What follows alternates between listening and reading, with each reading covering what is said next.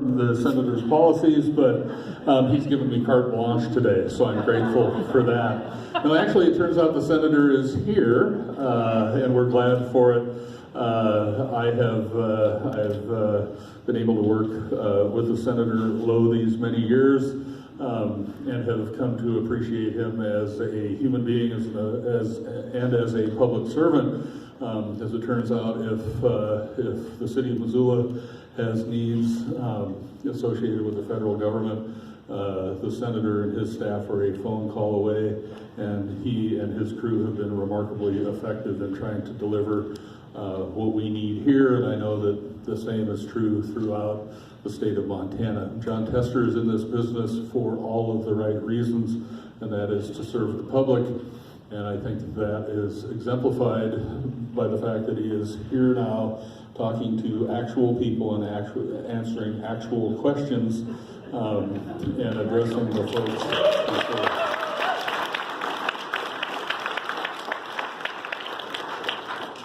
I have a 50-minute PowerPoint on municipal budgeting, and then we'll get to the senator's remarks. No, we won't do that. Instead, ladies and gentlemen, let me introduce my friend, Senator John Tester.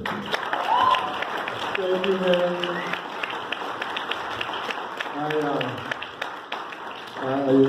Missoula is very lucky to have Johnny as your mayor. I got to tell you, I always get nervous when we give him the mic and he's untethered, because you never know where it's going to go. I appreciate all you folks showing up today. We'll try to get to as many questions as we can. For those of you that may be bashful, or for those that don't get in the queue quick enough to get your questions answered, info@tester.senate.gov. Email them off, and we'll get back to you with the answers that we can't get to today, and hopefully we'll be able to get to them all. Appreciate it. I've got Eric here to my right and Chad to my left that'll be holding the mic, so you raise your hand, they'll run to you, and we'll get on with it. I want to touch on a couple things, and then we'll get to the questions. For the veterans that are in the room, you probably know this issue better than I do, and the issue deals with Blue Water Navy. And for the last 15 years, and maybe a lot longer than that, the folks who served off the shores of Vietnam were never covered for Agent Orange exposure. Now, they handled the stuff, they breathed the stuff, they got sprayed with the stuff, because they were just right off the shores of the land. And quite frankly, I've talked to many doctors in the VA and outside the VA that treated these folks that had issues that revolved around cancer and heart disease and all sorts of other maladies that happened. Well, last week we were able to get that bill passed, and I think the president signed it yesterday. And so it's just a very good thing.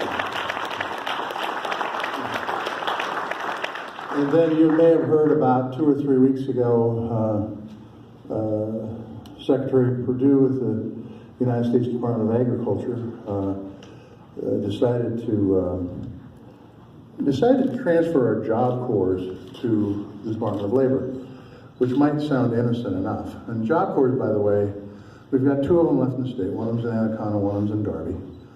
And they train folks who are at risk. These are folks that probably have a greater chance of being on the welfare lines than they do being employed. Okay? They don't really have a lot of direction. And these Job Corps in Anaconda and Darby take these men and women, both, and they train them up to be truck drivers and welders and backhoe operators, and the list goes on and on. And they also train them to be forest firefighters. And so it has worked out very well for us, because, as you guys have noticed, we've had quite a few forest fires in the last few years. And so not only do they have it for that, but they also train a well-trained workforce for businesses around the state.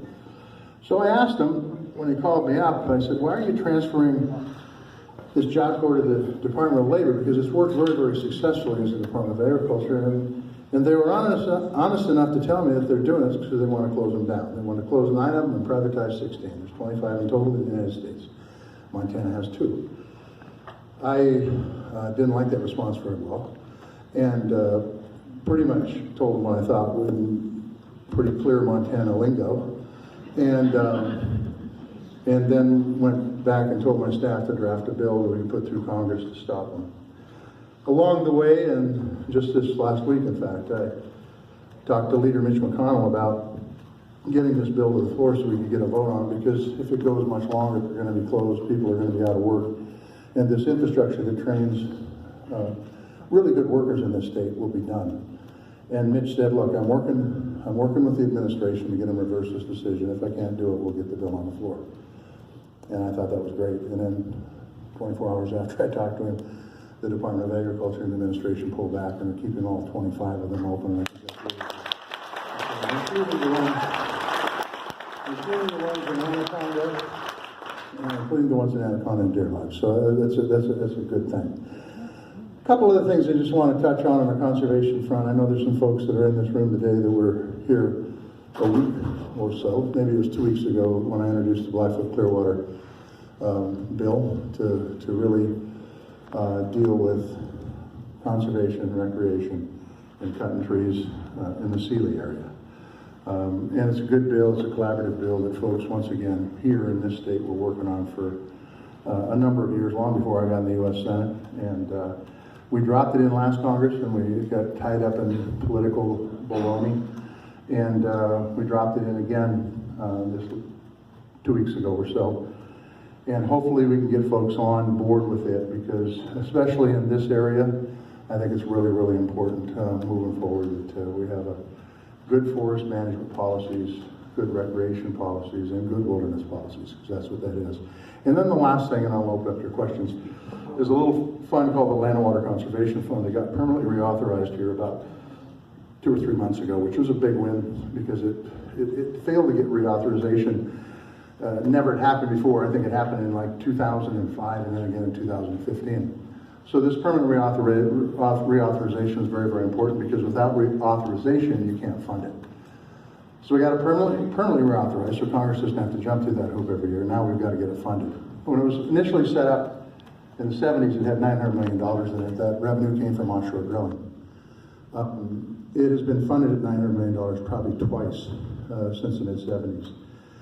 We have an opportunity now to push to try to get full funding for that Land and Water Conservation Fund. And what it would do, it would open up access and give folks, ensure that our kids will have places to go hunt and fish and hike and do those kind of outdoor activities that we all love and why some of us live in this state.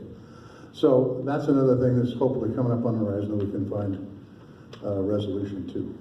With that, thank you for your interest. Who wants to be first? Go ahead, boys. Pick them up. Got a lot of hands. Go right here. Come on, grab it. Quick.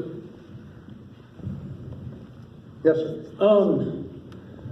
I think the minimum wage does need to be increased, but the problem with that is the people who rely on SSI, SSDI, Medicare, Medicaid, and a lot of other programs of assistance for people, the caps on our wages and savings that determine our eligibility have not been raised in over 30 years, and since then, gotten cost of living increases, and the minimum wage has doubled, and there's also inflation, and it's like, when we're doing what's suggested by our providers and are working, we should have the right to be getting ahead and being successful.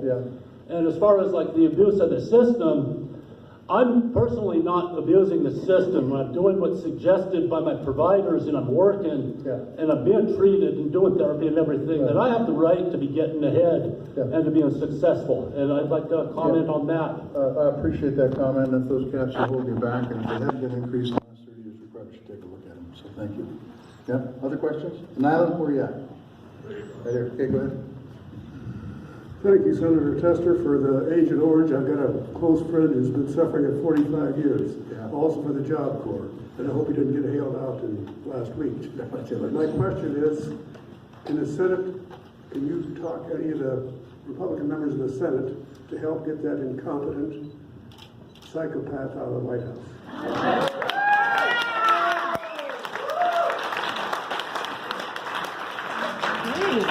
Well, if you get on the internet, all of their internet addresses are listed, all the senators, and look, I think it's in this particular issue, and by the way, I mean, he came to the state 4 times and tried to defeat us, so there's not a lot of love here.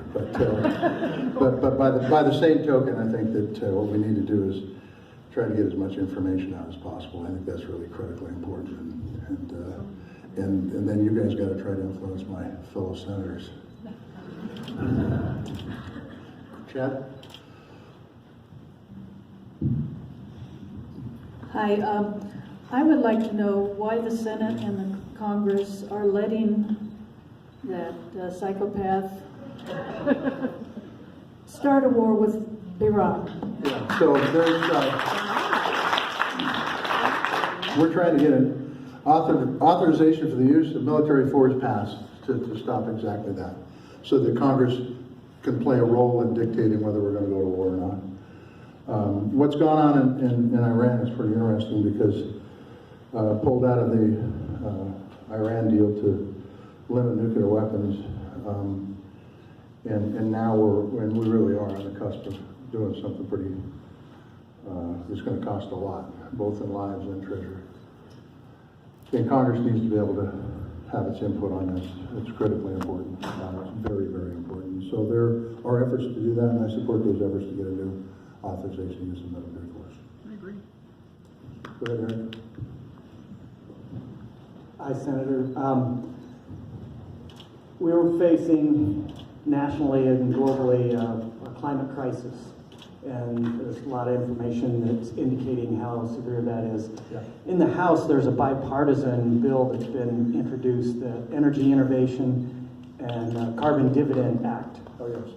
And we are looking for bipartisan support for that in the Senate to really be able to have that proceed on both sides. And are you willing to look for and find a Republican, use your legislative skills at bipartisanship to really help move something like that forward? Well, a couple things.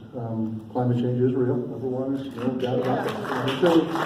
Number two, in order to get anything passed, it's going to have to be done in a bipartisan way. You're absolutely 100% correct. It's interesting because a couple weeks ago, I flew in, when I got to Minneapolis, the chap sitting beside me in 28E was from Texas. A nice chap fellow, and he was coming into lobby on that very bill. And we were visiting, and I said to him, I said, the sad part is we have done nothing. Congress has done nothing on climate change. Nothing. And that's not a good thing. And because the truth is that even if you don't believe it's real, I go back to what the late John McCain said. Even if you don't think people caused it, we should act like people are. And we should come up with common sense solutions that doesn't shut our economy down, but yet deals with the issue of carbon in our atmosphere and climate change overall. My daughter just moved to Indiana. She said the fields are all underwater in Indiana. It snowed yesterday in Butte. Now Butte's Butte. But the truth is snow on the longest day of the year is a little bit bizarre, right? And you know, I farm, I see this stuff all the time, but you are exactly right. I don't know who it would be is the problem. I just thank you for telling me I have skills to get fixed on board. But the truth is that we've got to address this. It's got to be addressed in a common sense way, and the sooner we do it, the better off this world's going to be for our kids and our grandkids, and hopefully it's not too late. Whether it's that bill that gets passed, I don't know, but we've got to do something, anything, to be able to move the ball forward. The fact that the administration pulled back on all the mileage standards, it's just crazy. That's not good for the climate. It's not good for consumers. And they were in front of Commerce Committee this week, and I said, if you think this is good for consumers, I'm not one of those. I happen to have a Peterbilt truck that gets 8 miles a gallon, and I have a Prius car that gets 99. And I will tell you, I find myself driving the Prius a lot more than I do the Peterbilt, okay? It's these mileage standards, along with everything else, doing away with the power plant rule, all that stuff, is not a step in the right direction. It's just not. Go ahead, Chad, where you at? There we go. Hi there. The continued threat of litigation over the Confederated Salish Kootenai Tribe Water Right Compact is holding back development in Western Montana, and it's something that's really a big concern to Western Montanans. Yes. Do you have plans to put in another bill to get that passed? It's in, and we're gonna continue to push for it. The legislature did their job. Now the federal government needs to do their job. There are some out there that don't think it's a good idea, but look, My wife and I don't agree on everything. There's always going to be somebody that doesn't agree on it. We've got to get this done. I've been working with Salish and Kootenai very closely on this, and I know they're with the Department of Interior right now negotiating the final deal, and hopefully we can get past the Congress when it happens. It is important, and it's important not only for in-reservation water users, but outside reservation water users too. Go ahead, Eric, what do you got? Thank you. I thank you for your answer on the climate change issue. Yes. And I would like to ask you, what can we do to help you address that? Because it is a crisis, and we need to do everything we can. So how can we help you be more effective in fighting climate change from the position you're in? Yeah, well, thank you for the question, because I think democracy still works, even though sometimes it doesn't feel like it can. I think it does, and I think it works best when we get public input. It's the reason I do these things, and it's the reason why I appreciate it when people take the time to write emails or pick up the phone and call me. And I would say those are the two best ways of doing it. I love the U.S. mail, but if you send mail, send it to my offices in state, not back east, because it doesn't get to me for 3 months because of what happened many years ago with white powder and all that crap. But it's about contacting your representatives. It's about coming to events like this and talking about this issue. It's about sending emails. It's about, if you come to our Montana Coffee, it's about coming to that. It's about tracking us down, and it's about holding us accountable. And I think it's really important. That's what I would say, involvement, okay, in a word. And you can do it directly, eyeball to eyeball, or you can do it through telephone calls and emails. I think they're all good. Eyeball to eyeball, of course, is the best. Yes? Oh, geez, sorry about that. I'm supposed to call on you guys. You guys got to move up front. Anyway. People up front are getting answered. Go ahead. Hi. Senator Lee from Utah introduced a bill that would allow mountain bikes and other human-powered vehicles in wilderness. And I really hope that you don't go along with that. It's, I think, terrible. It's been proven that it's a problem for grizzly bear and a lot of other wildlife. And the same goes for the WSAs. I don't want to have mountain bikes in those either. And I'm a cyclist. I like cycling, but not there. I usually follow Smoke Elser's recommendations on this. What do you think, Smoke? Is she right? Yeah, she's right. Okay. Sorry, Smoke. Go ahead, Chad. Senator Tester, thank you a lot to start with for what you've done with the VA. You bet. I've got a question. Since 83 or 84, I've been fighting some problems with my health. I had my stomach removed because of tumors. But when I went to the VA about it, they said, your papers have all been destroyed in this fire. St. Louis Yes. fire, yeah. Except they've got my pre-induction physical, they've got my separation physical, and nothing in between. Now today I've got to go to a doctor again about some spots. Mm-hmm. What do I do? How do I find out what's going on, whether I'm covered under the Agent Orange Act? I've tried everything. Well, first of all, thank you for your service, and I hope your appointment today works out.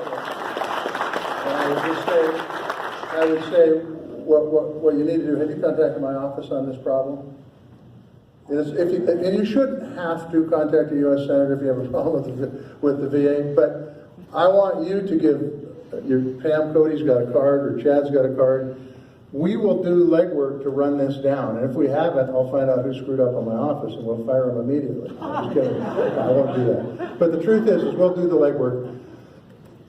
One of the things that you pointed out that every veteran in here should know is that rules have changed for the VA over the last 10 or 15 years. And where you could have been denied for health care 10, 15 years ago, you may be eligible now.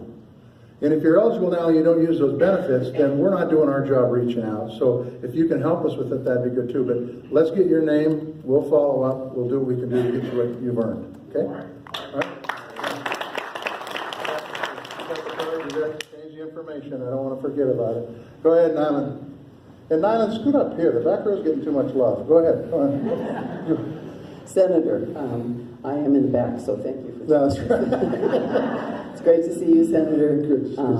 And I want to thank you for coming and having these, and I also want to congratulate you. I don't think there's any other senator, Republican or Democratic, who has passed as many bills since we have the new administration as you have.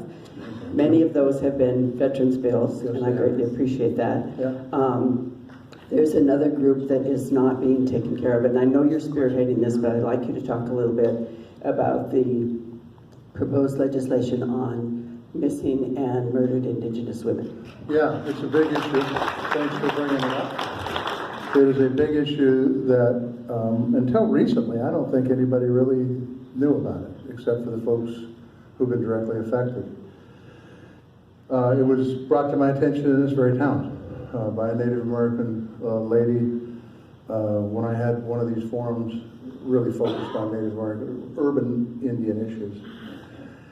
And so, as with anything that happens in our society, there's some complications, but ultimately, we don't have agencies communicating with one another well enough. FBI, BIA, U.S. Marshal Service, local tribal police. They're not talking to one another enough. We've got some bills that will force them to do that, but I think they can do it on their own if they decide to. If they don't, we'll put the bills in. And then there's also another problem that's probably the biggest problem in my opinion, and that is that there isn't trust between the Native Americans and the U.S. Marshal Service. This is a huge problem, because if you have a child or a young adult, anybody, it doesn't matter, that goes missing, the first thing I do is I pick up the phone and I call my county sheriff and tell them what's going on. That's not the first thing they do, because they don't trust the county sheriff, which is the U.S. Marshal Service. We've got to figure out a way to break that wall down. We've got to figure out a way to make that work. Because, as you know, with anything, the first 24 hours are really critically important if you've got somebody that goes missing. And while that trail gets colder, it becomes less of a chance. So, but we do have some bills, and I could list off the litany if I had the sheet in front of me, of bills to do. But ultimately, in the end, we've had the BIA in, I've had the FBI in, I've had Marshal Service in, I've had I've had tribal councils in, and we've talked about this issue. I think it can be solved, but it's going to require people communicating and working together.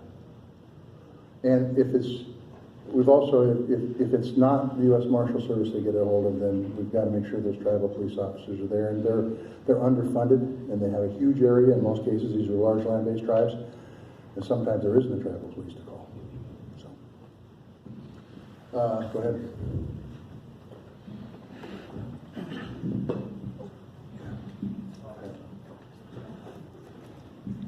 Thank you. So my name is Joe. I'm born and raised Montana. We bought a business about 8 years ago from Texas, moved it up here. We have, it's a small team. Four other women work with me, all breadwinners in their family, 2 of them small children. Anyway, what we do is we're an international transportation service provider. We move military members' household goods internationally. We disassemble all their things, we pack all their things, we move it across the world, like say South Carolina to Korea. We then unpack and then reassemble all their things. The industry's pretty good at what we do. Of the 120,000 military members that took the survey post their move, 91% of them were satisfied or highly satisfied with their move. DoD currently has a plan, as you know, to privatize or outsource the bulk, if not the entire industry, which would cause myself and 100 plus more like me to be out of business, and all the employees to not have a job. I know that you know this story very well. I know that you know that Megan Harless, the individual that you worked with on this, is actually against the plan. Industry is against the plan. The niche group transportation service providers like myself in Montana, others in Montana, are against the plan. I want to know where you stand now. Who's for it? One person, I think. Who is it? General Lyons. Oh, okay. So my question is, where do you stand on the plan that has sparked from the initial letter that was written, and what, if anything, can you do or can I do to stop it? Same thing as on all the other questions. I think you have to make sure that your story is heard far and wide. If you're in several states, contact not only the senators and representatives here, but the other states you're affiliated into, to let them know. I will tell you that the problem with what they're trying to do is I don't know what problem they're trying to solve. If it's privatization for the sake of privatization, or if there's actually a problem to solve. So you're right, I haven't taken a position on it. But the reason is because I'm still trying to find out what the problem is. If there's a problem, it needs to be solved. What they're trying to do solves the problem. We look at it with a affectionate eye. Let's put it that way. If they're doing it just for the sake of privatization, similar to what they tried to do with the Job Corps, by the way, then baloney. That's what's happening. Yeah. Well, we can do some things with that. Okay. You've been talking to Simon in my office. Is that who you've been dealing with? Have that conversation, and I'm looking for more. Okay, we'll do it. Yeah, let me make you get a hold of Pam. You got a card? Do you have a card? Yeah, I mean, you guys have my contact information. Well, give it to me again so I can remind them that I have it. Okay. Okay, I will. So it's good. Yeah, thanks. Okay, here we go. Yes, I don't know if there's any other return Peace Corps volunteers around here or not, but I just heard a kind of a vague story that the president is going to cut the budget for the Peace Corps. Well, and I'd have to go back and look to see what the president's budget did to Peace Corps. I wouldn't be surprised if it was cut, but I also wouldn't be surprised if Congress doesn't reinstate it. The budget game is really an interesting game because what I've found since I've been there is the president will come out, and I say that plural, the presidents will come out and they will cut programs that they know damn well Congress is going to reinstate, so they can say, I'm fiscally responsible. And then we put them back in, and then other stuff stays in that was blown up, and we should be cutting some of that stuff. But the Peace Corps has been an incredible program, and it has had bipartisan support in the past, and I don't think that's waning at all. So, but I'll take a look at that. I'll make sure. Hello, Senator Tester. I want to thank you for your work on housing, affordable housing. Yes, we got more to do on that, a lot more, but go ahead. Yeah. It's a real problem. And I just wanted to ask what your opinion was about the solution of tax credits to help out renters who would qualify. Yeah, the current voucher program is only reaching about 25% of the people. Yeah. How do you feel about using tax credits to reach everybody that qualifies? So I'll say this in general terms. I certainly don't have a problem with it if it gets people into housing. I'd probably support it. I'd have to, the devil's always in the detail. But I'm in process of organizing affordable housing, get some folks together. Get some folks from maybe Mayor Engen's team, get some folks together from the state, get some folks together from the financial industry, federal government, HUD, whatever it might be, and find out if there's some things we can do for affordable housing in the state. It's really an incredible economic inhibitor. We do not have the stockpile that we need. It's stopping businesses from expanding. It's stopping businesses from moving here. You've got a tech firm here that's going to have 300 people come in here in the next little bit. I don't know where the hell they're going to live, and he doesn't either. So we've got some challenges out there, and I think they can be challenged. Once again, I think they can be fixed, but we've got to work together. We've got to have ideas like you just put forward on the table and encourage people to. And I would say any town in Montana that's got more than 5,000 people got a problem, and the ones that have less than 5,000 people, their inventory is in pretty tough shape. So it's a problem in both directions. Hi, Senator. 1 in 6 Montana kids are living in food insecure homes. There's two things happening. First, the administration is trying to reduce inflation of the federal poverty line, and then taking more kids and families off of SNAP over time.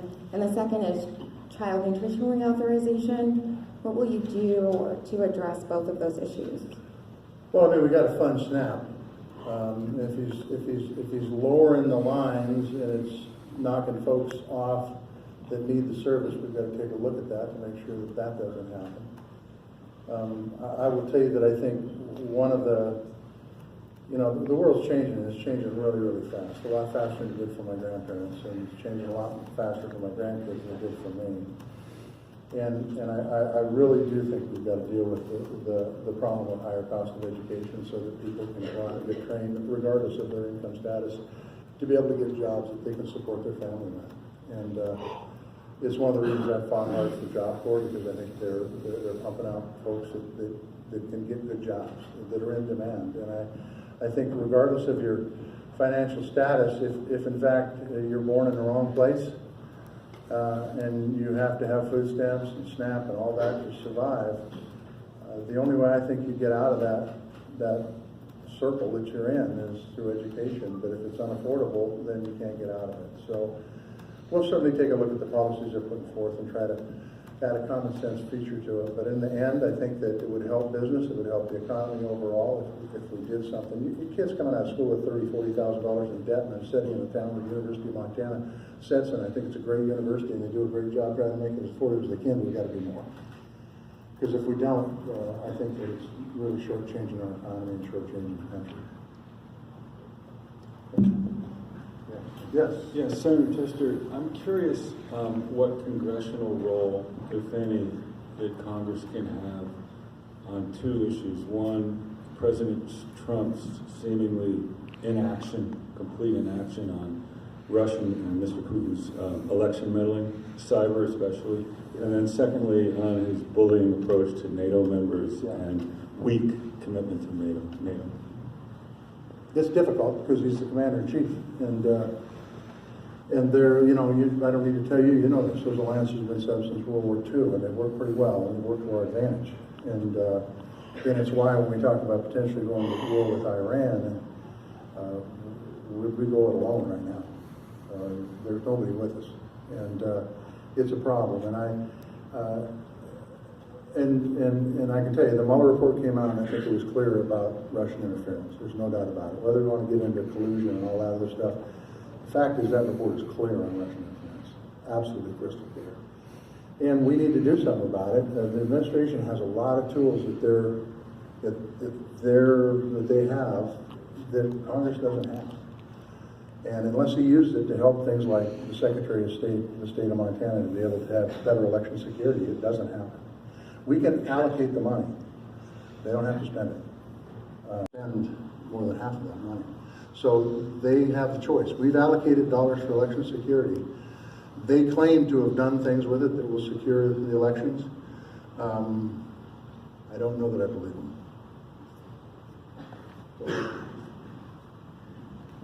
Senator, 2 points really quickly, and thanks for your veterans help. Getting back to climate change, the Green New Deal, do you support it, and are you fighting for it?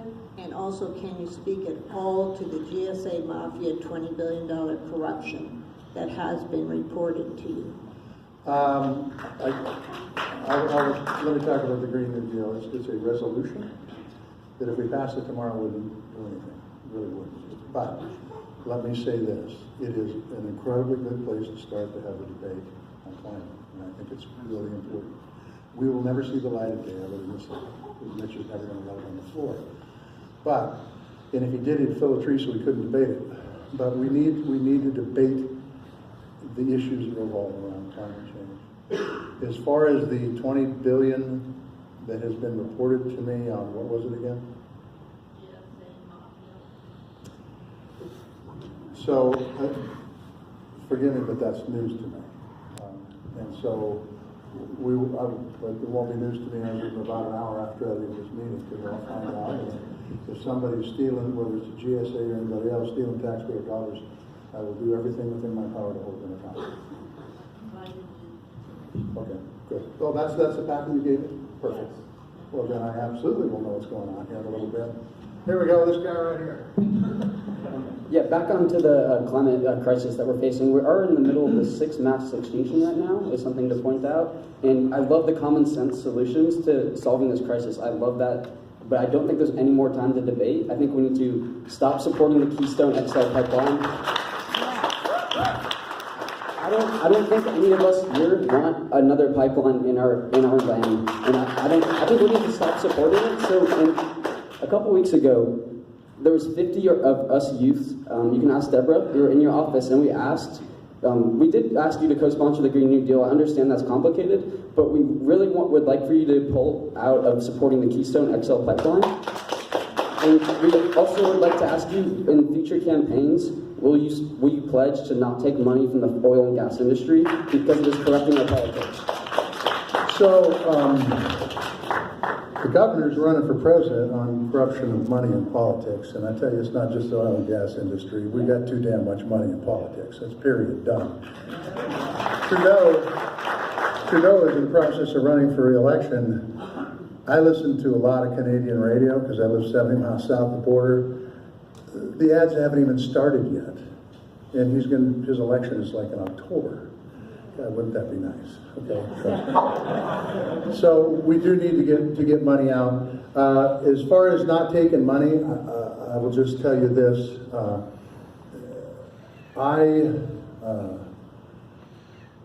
You can wean yourself off of PAC money, and you can wean yourself off of all different kinds of money. I had this debate when I was in election with banking money. I'll lose the election.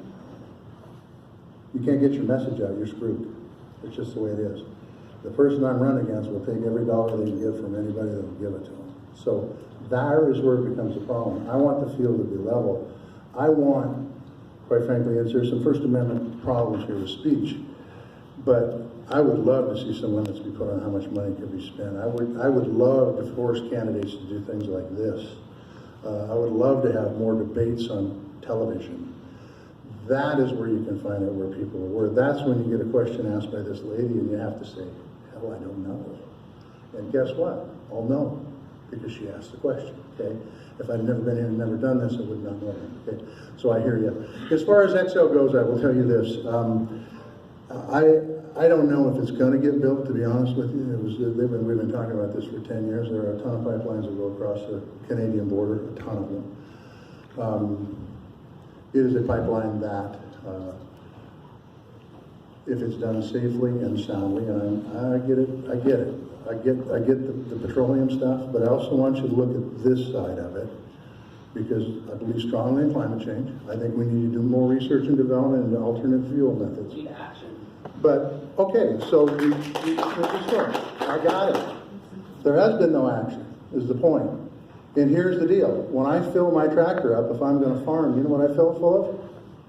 It ain't electricity. That's fired by coal, by the way. It's fuel. I have no other option. So we need to have research and development that precedes some of the stuff that's going on, or it can't happen. You're doing my generation by supporting that pipeline. It needs to stop. I got you. There's a bigger problem than that, though. The EPA just shut down the Clean Power Plant rule. The EPA just reduced mileage from 55 miles a gallon to 34 on vehicles. We can do something about that. We can't get a hold of me and say, because we're writing letters right now, by the way, and we're going to rip them apart. But I hear you. You're right. We're screwing you guys. And Indigenous women are going missing near the oil pipelines too. I'm aware of that too. That's correct. Yes. Go ahead. Another question. Yes. Go ahead. I have a minor heart condition. Yes. And I have to take a blood thinner. A lot of people here have the same problem. But it turns out that the best blood thinner is quite expensive. However, if I was in an auto accident, I could bleed to death because there's no way to stop it, except by using a special drug, which I was told by my cardiologist yesterday costs $27,000 a shot and is 40 to 50% effective. What you're saying is the pharmaceutical companies are out of control. Yeah. I agree.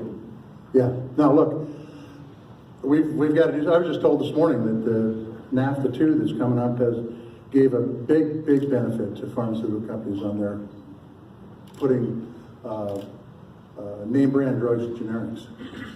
Instead of 8 years, it's 10. Instead of 6 years, it's 10 in Canada. We've got to figure out ways to make it so that people can afford to get sick and get drugs and be able to live. No, I mean, I don't know what else to tell you, but we've got to continue to put forth measures and policies that will push that forward. That was the idea behind the Affordable Care Act. Unfortunately, it's been undermined greatly since in the last 2.5 years. We've got this guy right here. It's my turn. Go ahead.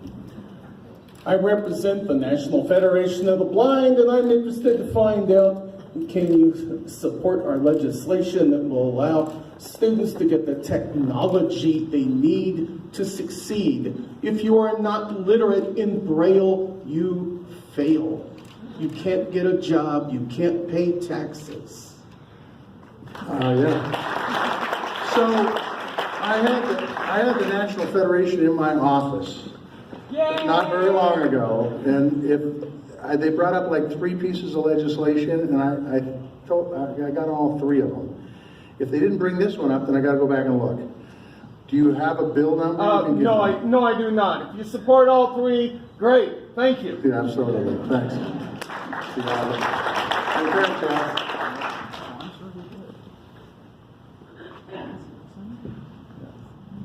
How are you?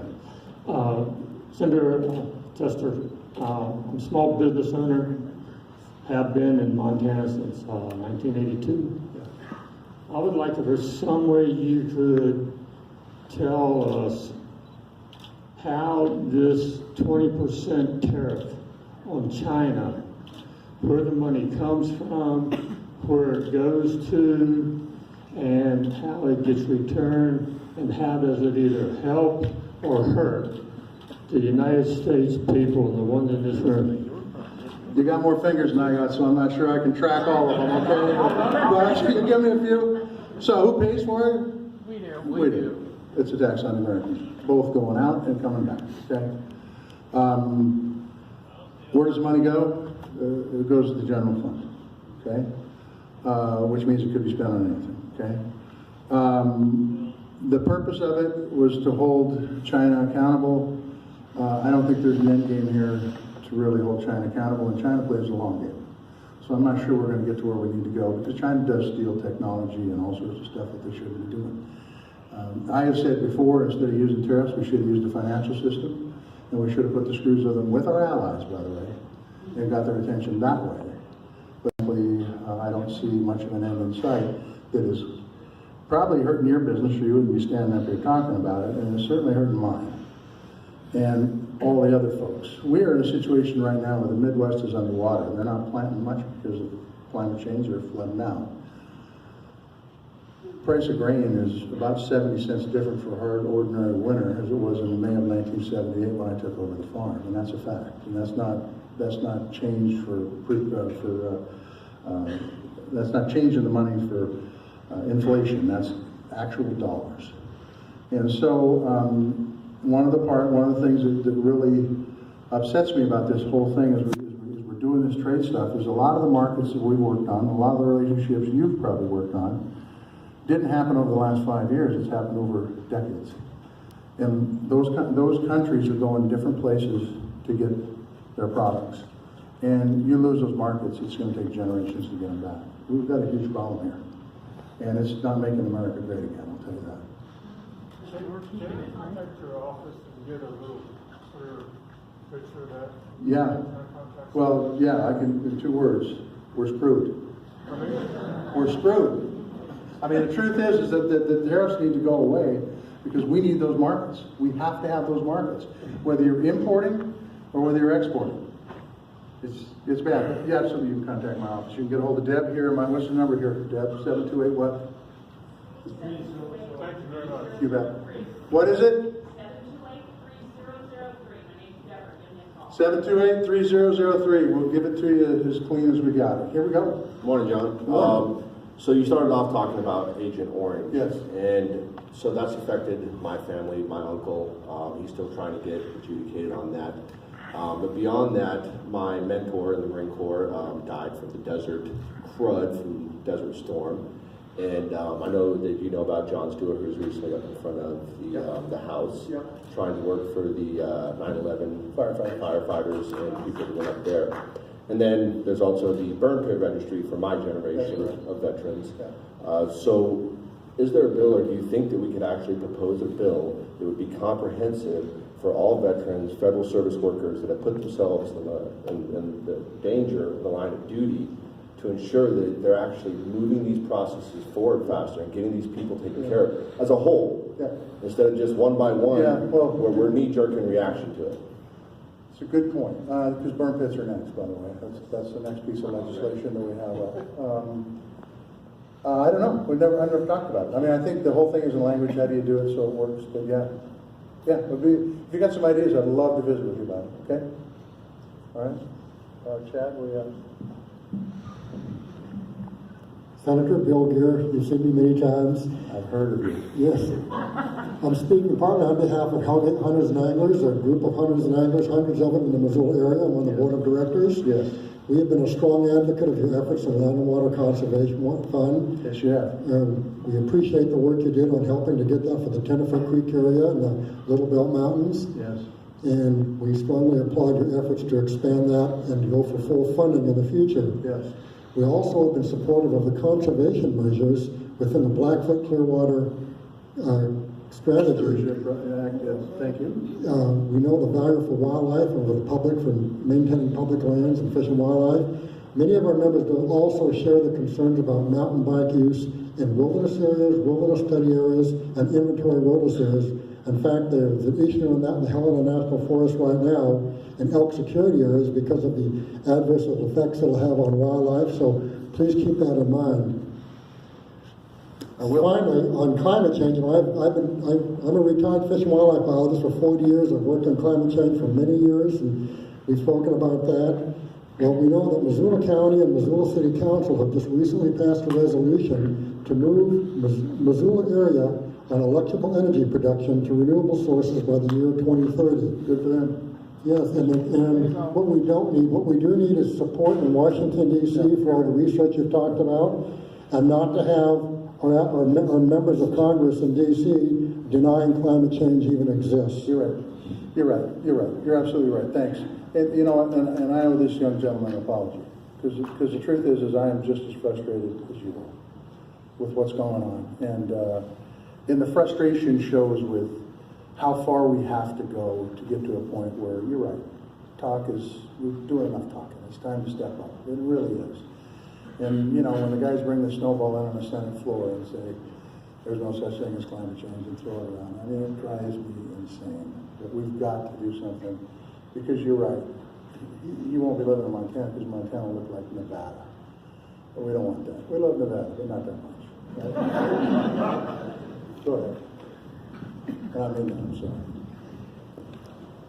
Good morning, Senator.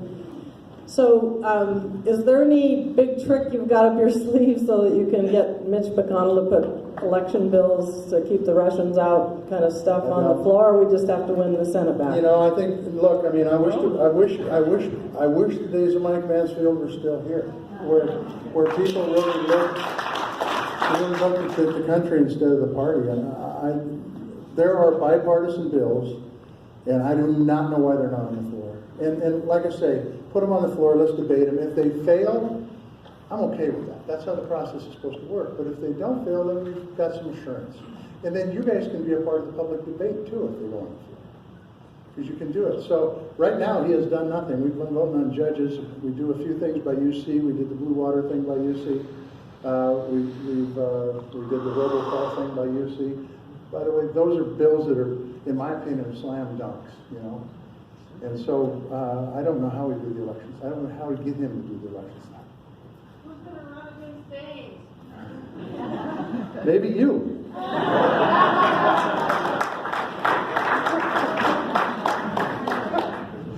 Sorry, Kamish. Susan Roston. I'm Peter Roston's widow. And I want to call a little BS on how we're dealing with Medicaid and the supplementing the pharmaceutical industry. When Peter came down with bone marrow cancer, his drug was $14,000 a month. Well, of course we can't afford that. It's $4,000 a month in Canada and $1,000 a month in India. So then the legislation changed where Medicare paid $9,000 a month, and the extra money we gave the pharmaceuticals paid the remaining $5,000, acting like they were doing us a favor. Now, I'm sorry, guys, that's my tax dollars. That's true. Eco-tour, or health tourism, traveling out of the country, is the #1 industry to go to India and Mexico. I know that's where I get my medical work done, and I'm on the ACA. Because I can go there, get better care for less, and it saves my tax bill. So, we need to stop playing around and saying next year, next time. This really hurt my family. And I hear every answer under the book, but come on, guys, all they're doing is making our our deficit go up and giving more money to the pharmaceuticals. Yeah. When are you going to start taking care of the citizens? I got to have people who give me some votes. Look, I agree with you, but you got to. It works on you got to have enough people to pass legislation. You can get them. Look, I serve with 99 other people that know how to talk. I trust you. They know how to talk. But talk is cheap, and if we've got to get something done, but you got to have people that will vote for it. You got to have people that will bring it to the floor. That's where the problem is right now. That's why the system is broken. What do you got, Nana? Or you, Jeff? Which one? Hi. Hi, Senator Tester. How you doing? Good. How are you? Good. I want to just quickly ask you. You talked about the budget game a little while ago. Yeah. And I wanted to see if you could elaborate on the potential reasons why the rest of Montana delegation isn't in full-throated support like you are for the Land Water Conservation Fund. You wanted it to be sort of fully funded at $900 million. It wasn't. It's our priorities. Yeah, and I was wondering, as a follow-up, if you're feeling brave, if you can talk about that relationship to your own sort of compromise on taking funding from the oil and gas industry. So the way they set it up in the 70s, it might have been the 60s, that they said they would fund land and water conservation from offshore revenue. Is that what you're talking about? Yeah. So that's just done. There's a dedicated funding stream for it. It's done. If we don't fund land and water conservation fund with it, it goes in the general fund. Okay. So they set it up to be fully funded. The funding stream is there, and we should do it. It is my belief, after living in this state my entire life, that there are regions of this state and ecosystems that are not going to be around in 10 or 20 years for my kids and grandkids to enjoy, unless we have tools like the Land and Water Conservation Fund, which is the best conservation tool we have, period. And so that's why I support it. I support it because I think there are some places that high-rise apartments make perfect sense, and I think there are other places where they make no sense at all. And some of this land will be developed, or people will be locked out of, unless we act now, and that's where those monies come from. Did I answer your question? Yeah. Okay, good. Yes. Hi, Senator. My name is Eileen. It seems to me that so many of the issues that there are bottlenecks on and obstacles that we've been talking about today relate to the inability to move anything through the Senate and the stranglehold that the GOP and Mitch McConnell has on the Senate. So I guess I have a two-part question. One is this is really more of a statement, frustrating that it feels like the Democratic leadership has no effective strategy and maybe isn't even really trying to overcome that bottleneck or whatever. I don't know, it's worse than a bottleneck, whatever it is. And then, so maybe just talk about that. And then the second thing is, if we took back, I guess maybe I'll be more positive, when we take back the Senate in 2020, would you support getting rid of the filibuster? Well, it's for all intents and purposes gone now. Mitch got rid of it. I mean, there's just a few issues that the filibuster applies to. Yeah, and by the way, I didn't support getting rid of it. I think it's what makes the Senate different than the House, and I think that the forefathers had in mind that we needed to work together. And the fact that we don't work together isn't a problem with the rules, it's a problem with the people who are there. And so that's it. I can tell you that our leadership, which is Chuck and Patty and Chuck Schumer and Patty, what the hell's her name, Murray, and Dick Durbin, they're continually trying to put pressure on and trying to find out rules. And one of the tools we had was the filibuster, and it's changing. Now we're pumping out judges like 3, 4, 5 a day. When in fact we had the ability to hold some of those up before. And so there are folks within the body that know the rules, and they know the rules very, very well. And they're trying to. I can tell you one thing that I would have done when I got there was I would keep us there a lot longer if I was in leadership. But Chuck has no say over that either. So, because it's all on the majority leader. But I think it's important that, and by the way, I wouldn't have had a problem if they wanted to change the filibuster rule to make it into a talking filibuster. But they pretty much just took it away. Yeah. I don't want to wrap just yet. I want a few more questions, and then I'll close it at about 12:30, if that's okay. Senator Tester, thank you so much for being here today. I'd just like to know what you and what Congress are doing to get broadband coverage to underserviced, underrepresented, often very poor communities in the U.S. Good question. First thing we got to do is the first thing we got to do is get the maps right, because the maps stink, they're not accurate, and we've got overbuild in places that already have service. If we ever have an infrastructure bill, which I think is going to be pretty tough to do since the tax bill passed and now we have $1 trillion a year deficits within our normal budget. But that aside, if we ever had an infrastructure bill, I think there'd be some opportunity there to include broadband in an infrastructure bill. In the meantime, we're using programs through mainly the USDA and through the FCC to help build it out. But first, we've got to get those maps right, otherwise we don't know what we're doing. And by the way, we had those folks in front of Commerce Committee last week, and I said, what's the penalty for bad maps? And they couldn't tell me. And I said, you better get a penalty or you're never going to get your map straight. You better make it hurt. And then we can do it. There is bipartisan urban-rural support to get broadband throughout this country. But as we talk about 5G, when on my place we got no G, you're never gonna get it out. So. Yes. Senator Tester, thank you for your service. Yes. I have an immediate concern and a hope for your future legacy. My immediate concern is, I want to start by saying that you made me proud to be a Montanan when you spoke truth to the power of this president who has a penchant for appointing unqualified cronies to important cabinet positions. How do you really feel?